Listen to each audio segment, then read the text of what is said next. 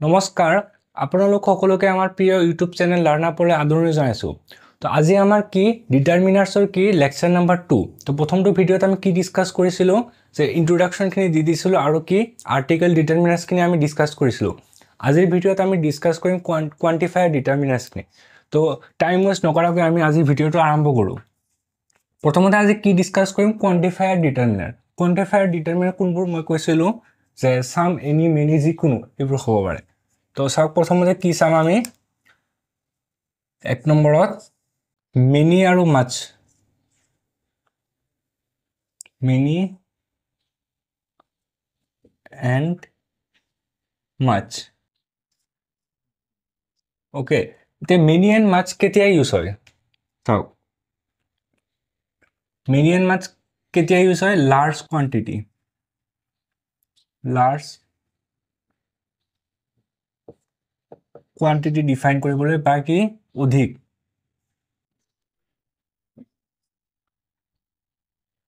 অধিক বুজাবলৈ।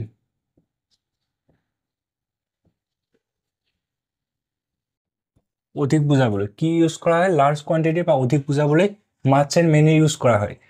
ইয়াৰ ইউজেছ চাওক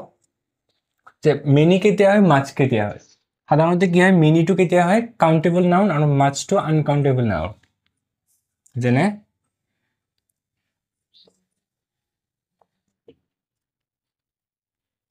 মেনিটো কাৰ লগত হয়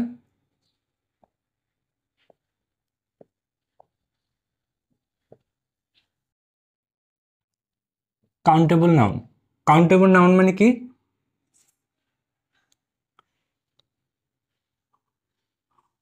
কাউণ্টেবল মেনিটো কাউণ্টেবল নাউন মানে কি যাক গুণিব পাৰি। অসমীয়াত হ'ব সাপোজ গণনা কৰিব পৰা। ওকে, তো এতিয়া কি হ'ব চাওক যে বা ইয়াক কি সংখ্যামূলক বুজোৱা হয় কেতিয়াবা তো যাক আমি কি গণনা কৰিব পাৰি। যেনে ইয়াৰ এক্সাম্পল ল'লে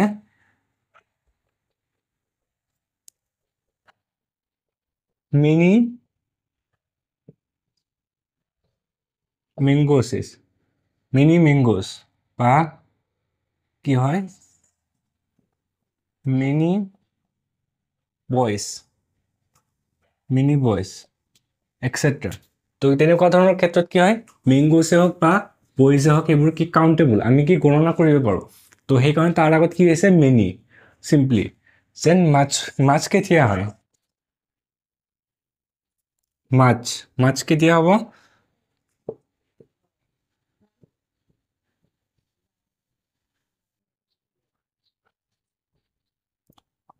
আনকাউণ্টেবল নাউন মানে গণনা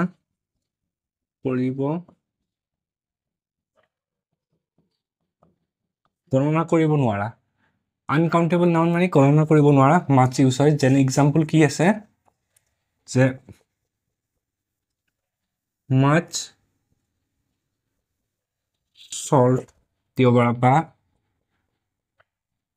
মাছ এডভাইচবিলাক আমি কি কাউণ্ট কৰিব নোৱাৰোঁ। যেনে মাছ কি হ'ব পাৰে আৰু মাছ ৱাটাৰ এইবোৰ কি আনকাউণ্টেবল নাউন মানে মাছ বুজায়। জাষ্ট এই বস্তুটো মনত ৰাখিব যে লাৰ্জ কোৱান্টিটিৰ ক্ষেত্ৰত কি হয় আৰু দেন আমাৰ মেনি কেতিয়া হয় কাউণ্টেবল নাউন আৰু মাছ কেতিয়া হয় uncountable noun. Countable noun and many কেতিয়া হয় আনকাউণ্টেবল নাউন। ওকে,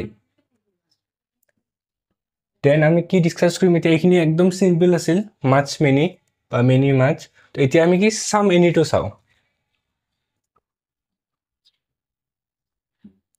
চাম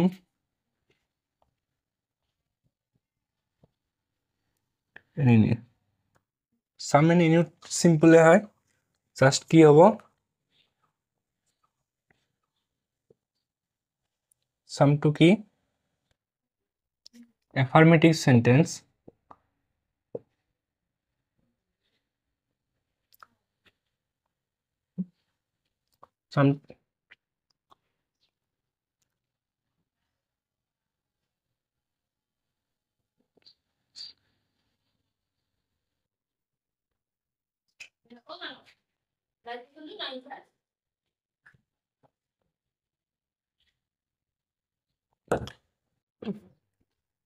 এতিয়া 2 নম্বৰ কি চাম আমি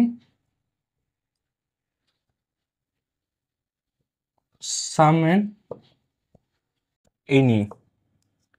sum and any to simple হয় কি হ'ব চাও sum to কি হয় affirmative sentence affirmative হ'ব পাৰে affirmative কি হ'ব countable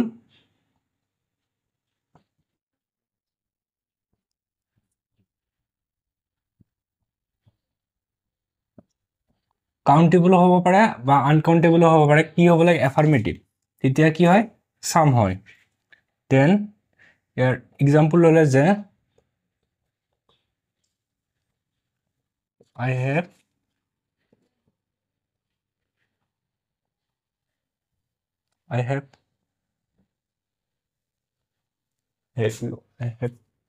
have some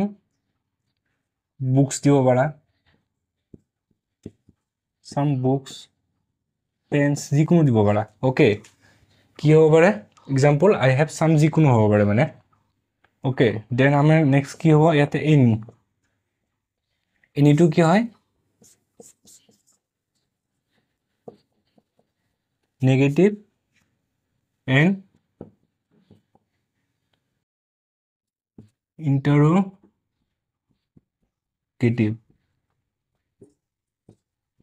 countable uncountable both similar কি হ'ব any to অকল negative আৰু interrogative sentence ৰ আগত যেনে example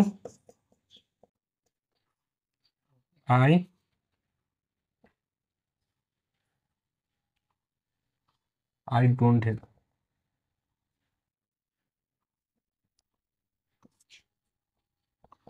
I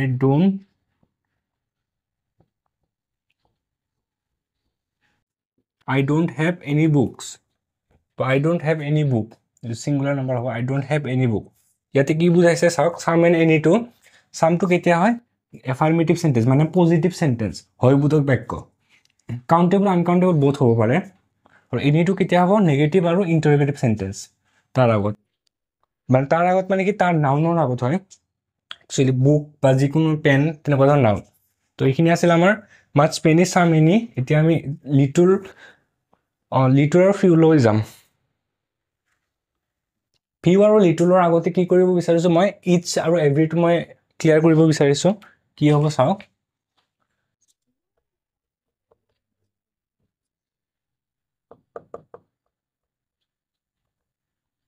each every to কি হ'ব চাওক simply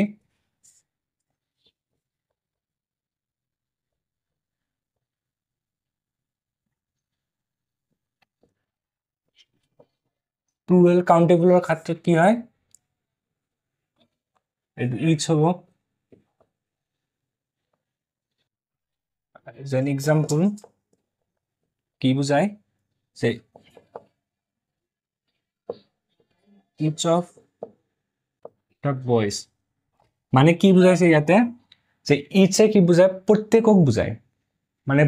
যি কেইজন আছে তাৰ গোটেই কেইজনক বুজায় each তো সেইকাৰণে এই প্লুৰেল না কাউন্টেবল নাম্বাৰ বুজায় প্ৰত্যেক দেন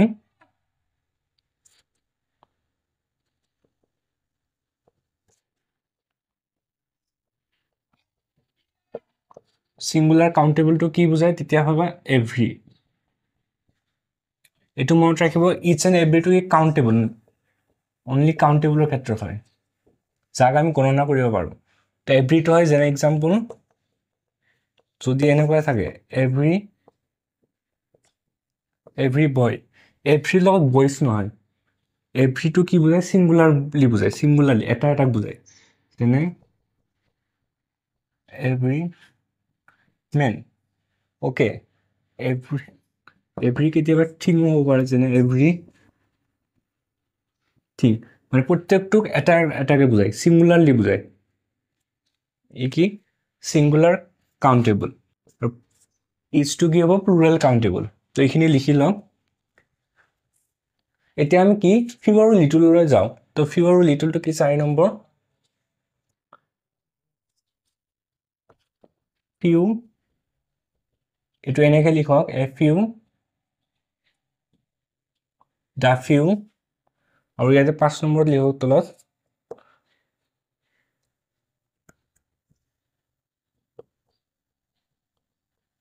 লিটল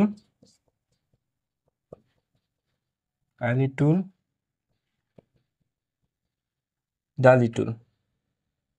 ওকে দেন এতিয়া কি লিখিব ফিউটো কি হয় যেতিয়া কাউন্টেবল নাউন মানে আমি গণনা কৰিব পাৰো কাউন্টেবল নাউন আৰু লিটলৰ সিৰিজটো কেতিয়া হয় আনকাউন্টেবল নাউন ওকে তো এতিয়া প্ৰথমতে লিখিব এফ ফিউটো সৰি ফিউটো ফিউ কেতিয়া হয় অলমোস্ট নাথিং অতি কম বুজাবলৈ ফিউ ইউজ হয় সিমিলারলি লিটলটো কেতিয়া ইউজ হয়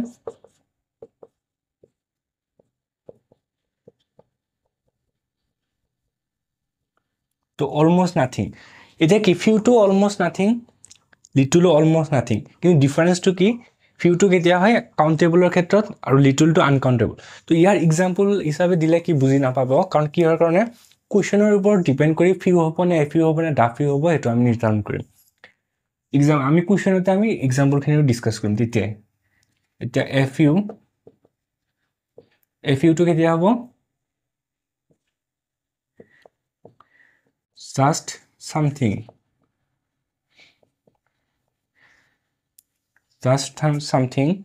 similarly a little to কেতিয়া হ'ব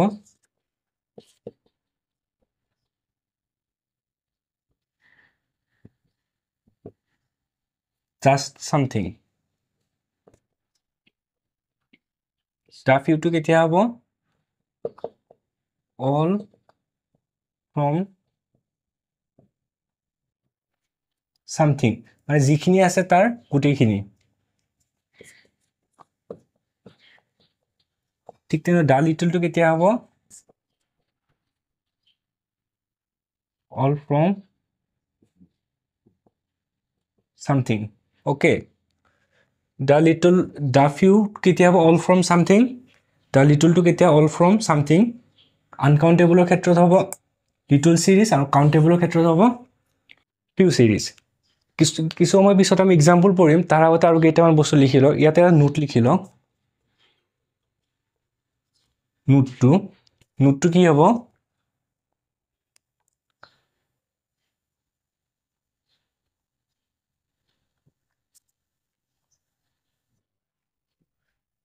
ইয়াতে এটা নোট লিখি লওঁ নোটটো কি হ'ব জাষ্ট ফৰ অনলি থাকিলে তাৰ লগত সদায় এফ ইউ হয় মানে পিছৰ যিটো নাউন থাকে নাউনৰ আগত এফ ইউ হ'ব এইটো নোটটো মনত ৰাখিব তো এইখিনি নোটছখিনি বনাই লওক ফিউ আৰু দা ফিউৰ কেইটামান এক্সেপশ্যনেল বা বেলেগ ইউজেছ আছে চাওক অপশ্যনেল ইউজেছ কি লিখিব আদাৰ ইউজেছ অফ ফিউ লিটলৰ কি আদাৰ ইউজেছ এতিয়া তাৰ আগতে চাওক মই ফিউটোক ধৰি কিনে এক্সাম্পল ধৰি কিনে মই এক্সাম্পল দেখাই কিনে মই কৰি দিম এণ্ড দেন লিটলটো চিমিলাৰ হ'ব জাষ্ট ফৰ কি লিটলটো আনকাউণ্টেবল নাউনৰ ক্ষেত্ৰত হ'ব যেনে মই ফিউটোক ধৰিম ফিউ এক নম্বৰত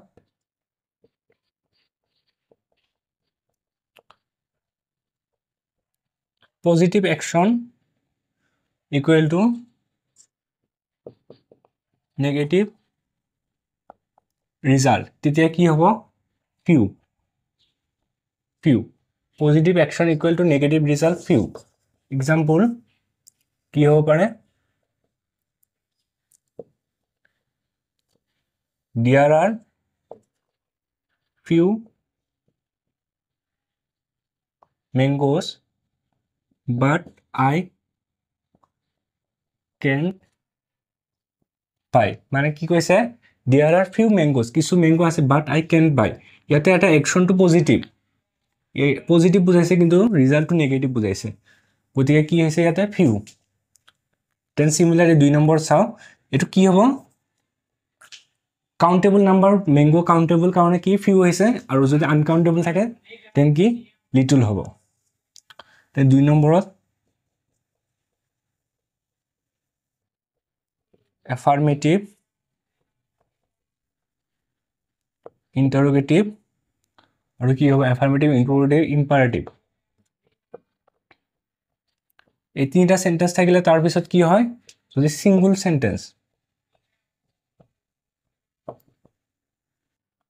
সেন্টেন্স থাকে দেন a few হয় কি কৈছো মানে বুজি লও যেনে এটা एग्जांपल ল suppose there are few boys play in the field ইয়াত কি কৈছে যে যদি affirmative হয় affirmative interrogative imperative sentence হয় single sentence এটা sentence হয় তেতিয়া a few ইউজ কৰা হয় যেনেটো এটা affirmative sentence there are a few হ'ব ইয়াতে sorry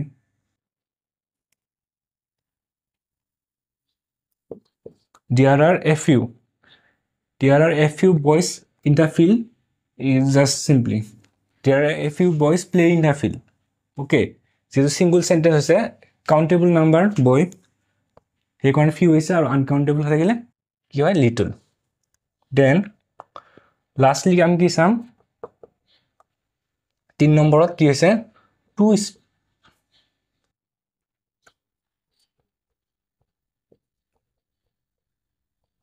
টু স্পেস থাকিলে কি হয় টু স্পেস থাকিলে 3 নম্বৰটো কি আছে টু স্পেস যদি থাকে and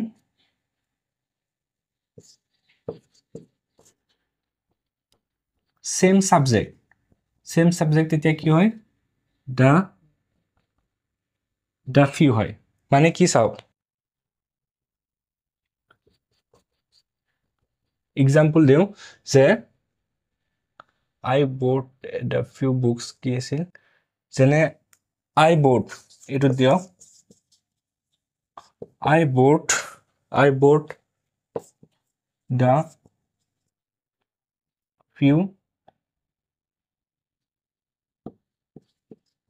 few books I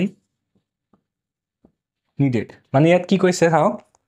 two space দুটা স্পেস থাকিব লাগিব দুটা সেন্টেন্স থাকিব লাগিব বা দুটা ক্লোজ যদি সেম সাবজেক্ট হয় তেন্তে দা ফিউ হয়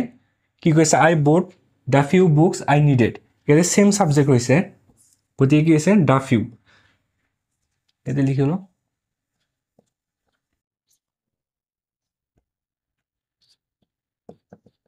লিটল টু কি হয়